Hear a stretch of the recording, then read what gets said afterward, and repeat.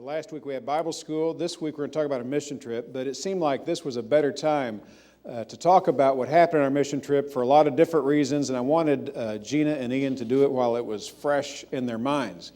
The other reason I think it's important that you hear about this is because at our youth dessert auction every year, you give about $8,000 to $10,000 to make this possible, and it really does have an impact not only upon those who are being served, but upon the youth and all the adults as well.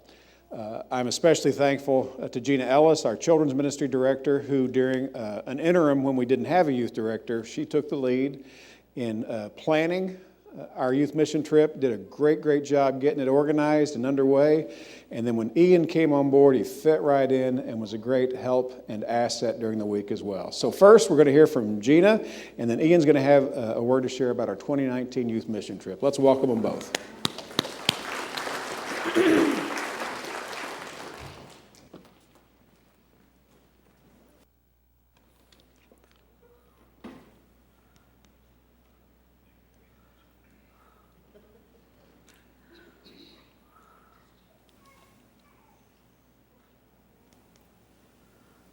Yay.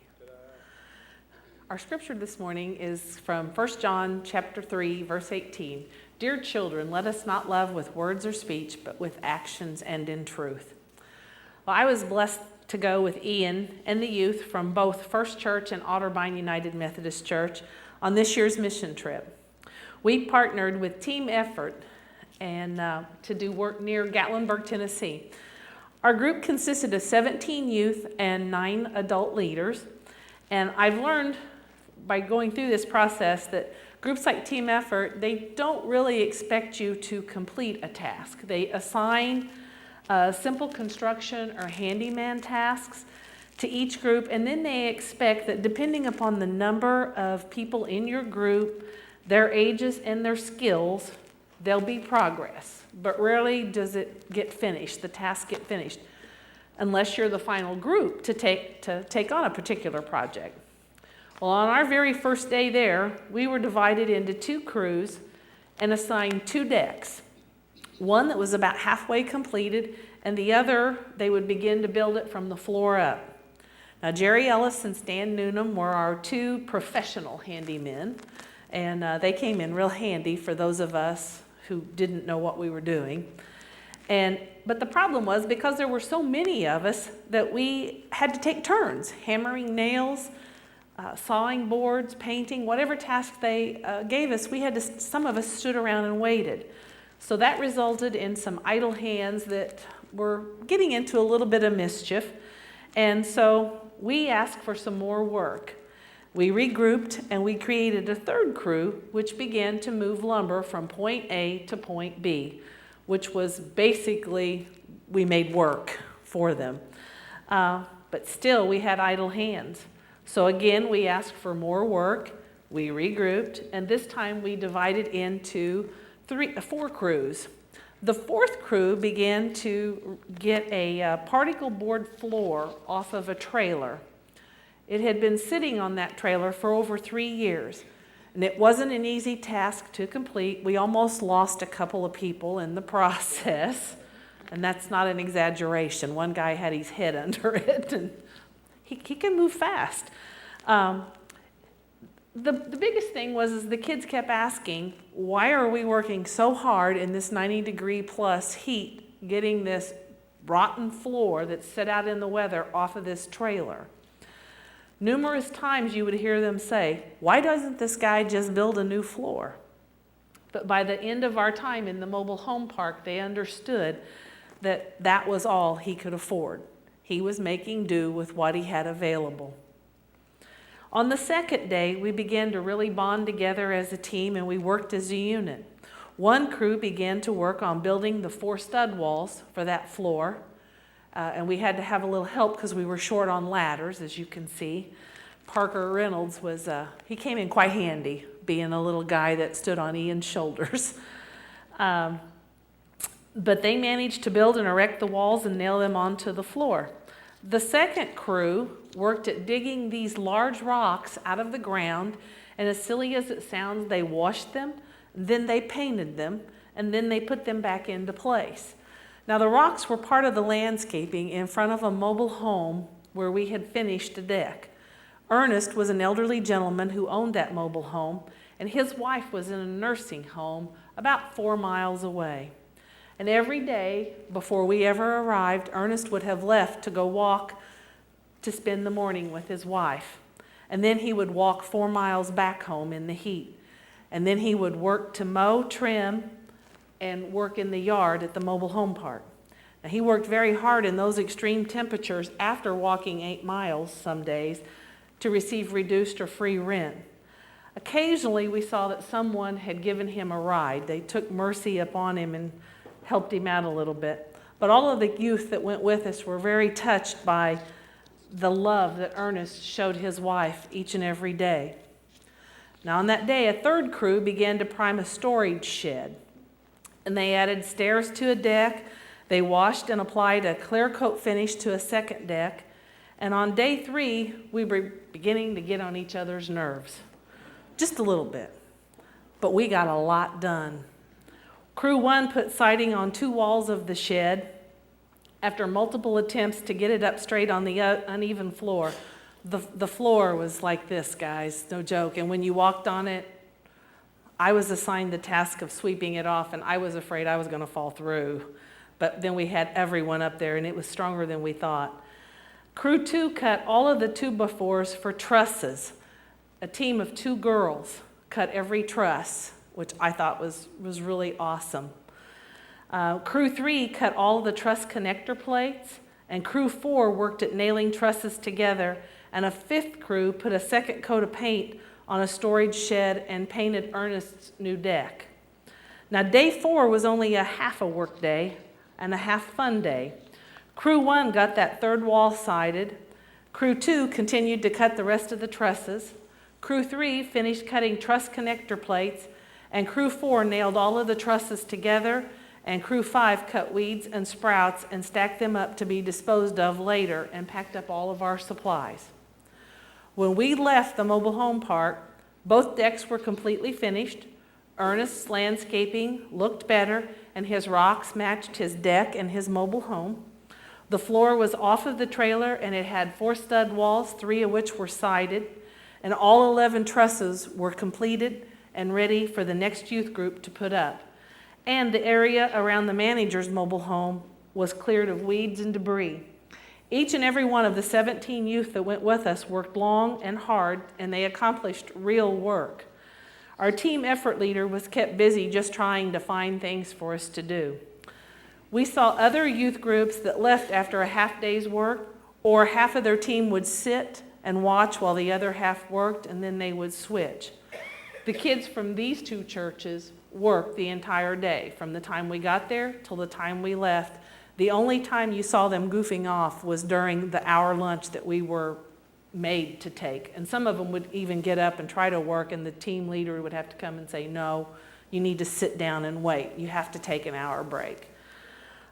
There was very little goofing off or just sitting. First Church and Otterbein Church both should take great pride in the youth that you sent. They left their mark not only on the building that we helped to build, but on the hearts of the people that live in that Maryville, Tennessee mobile home park. They literally lived out 1 John 3:18. They loved not just with words, but with their actions and in truth. I was so proud of them, and I was blessed to serve beside them. They truly were the hands and feet of Jesus Christ, showing God's love to their neighbors. And now I'll turn it over to the Pharaoh, Ian Barbie, and he's going to tell you about the rest of the story.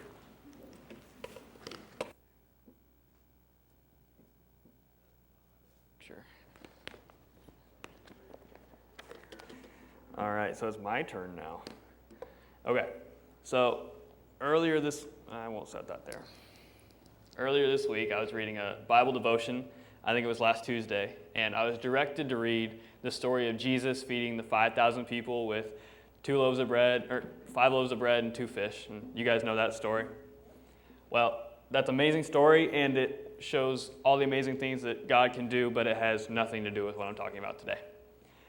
What actually caught my eye were the first two verses of this story. It comes from the Gospel of Mark, chapter 6, verses 30 through 31. The apostles gathered around Jesus and reported to him all they had done and taught. Then, because so many people were coming and going that they didn't even have time to eat, Jesus said to them, "Come with me by yourselves to a quiet place and get some rest." Now, why did this catch my eye? Well, this story is the very first mission trip that these disciples took on their own without Jesus. So they had gone to multiple smaller Jewish villages just to share God's gospel, the good news of Jesus Christ. And these guys were extremely busy.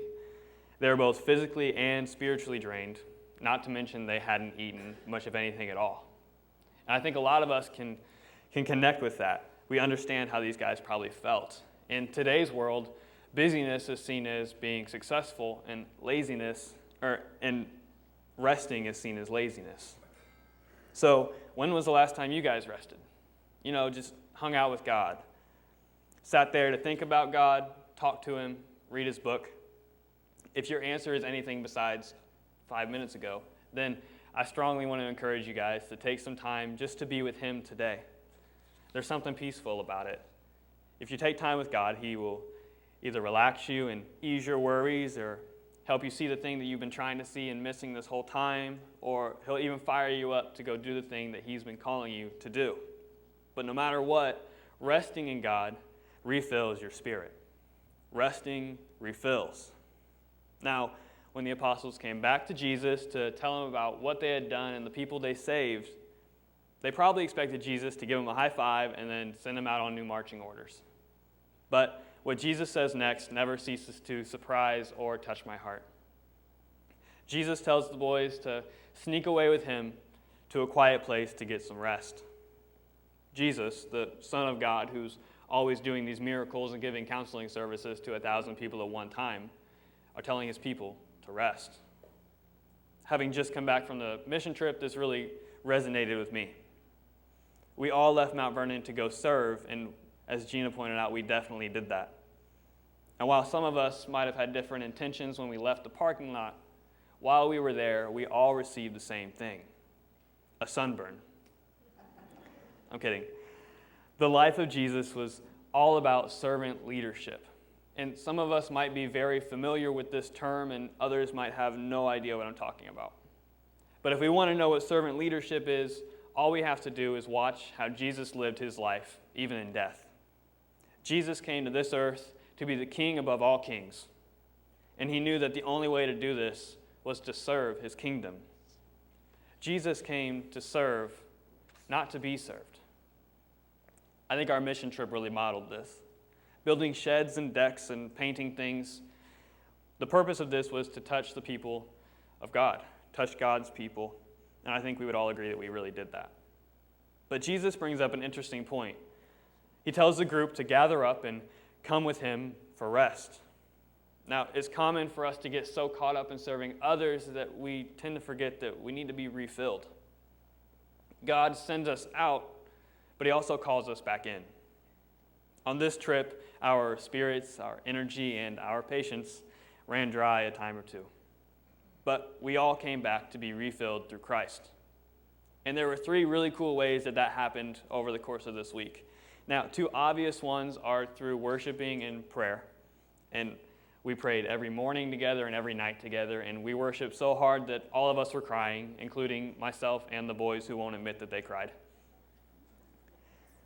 But the coolest way that God refilled our spirits was through each other. There's something powerful about a tight-knit group. Whenever we're working together, I heard the kids building each other up while they were building a shed.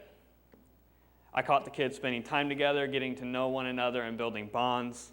And I saw these kids smiling and sweating like crazy 24/7. God was speaking through and working through them so they could reach the other people in the group. On this trip, I think it's safe to say that we left to go serve, but in the long run, we ended up being served by God, by opening our hearts and his love and grace being poured in. Now, just a second ago, I was talking about our bonding time and how we built each other up. And one way we did this was through a really cool exercise that I learned from my fraternity brothers. Now, I'm going to need 6 volunteers, so if there's youth, that'd be amazing if I could have 6 youth come up here. I just need help holding a string. That's really all I need help with. Okay. Whoa, I see a lot of people out here. Wow. Gina, you're a youth. You're youthy. I always have a hard time finding the end of the string. There we go. Okay, so if you guys just want to kind of circle up, I'll come down here. Okay. All right, so this is an exercise to show the power of connection and how we're all connected to one another, and we need to keep that way. I said a circle, guys.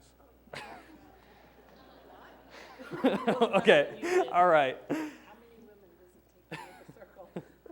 Okay, so the purpose of this is not to let the string touch the ground.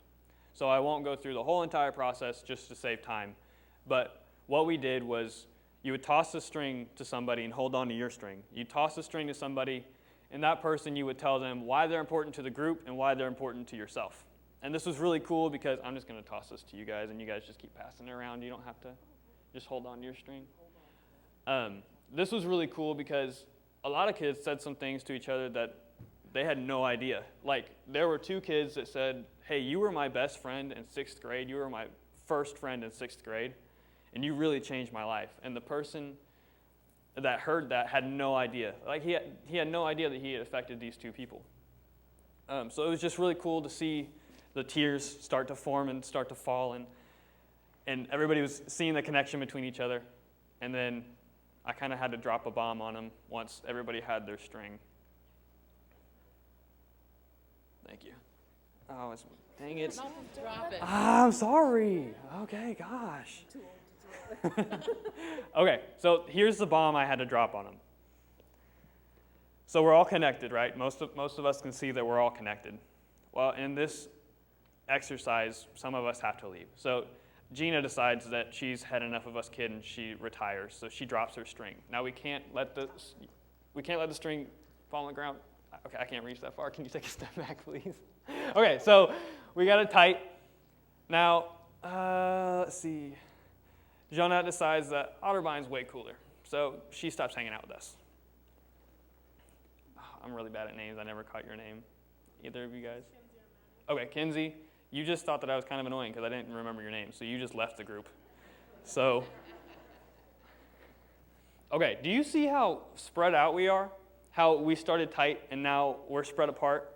This exercise just showed that the youth group that we had on the mission trip and the bonds and the builds that we had were important, and it's important to keep with that bond and to keep upkeep on it and maintenance, basically. You guys can sit down. Thank you for coming up here and holding my string. This simple exercise showed the power of connection and love, and with this exercise and many others, we were able to find rest in God through each other.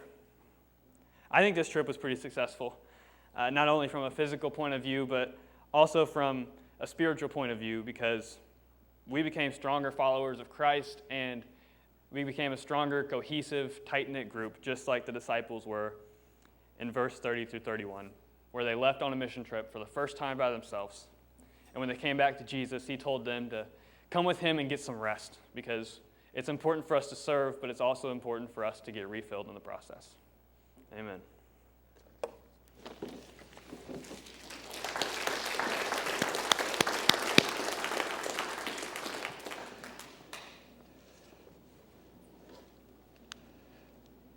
We appreciate the good work that Gina and Ian and all the adults and youth did on this mission trip, and Gina eagerly told me that this was the best experience she'd ever had with a group of kids on a trip like this. And I really believe that, hearing so many of the reports. So we're thankful for this mission trip, for those adults who led it, youth who served, and for all those who supported it in any way. Our app, our website, findhopedowntown.org, through which you can give, stay connected, or watch sermon videos that you might have missed.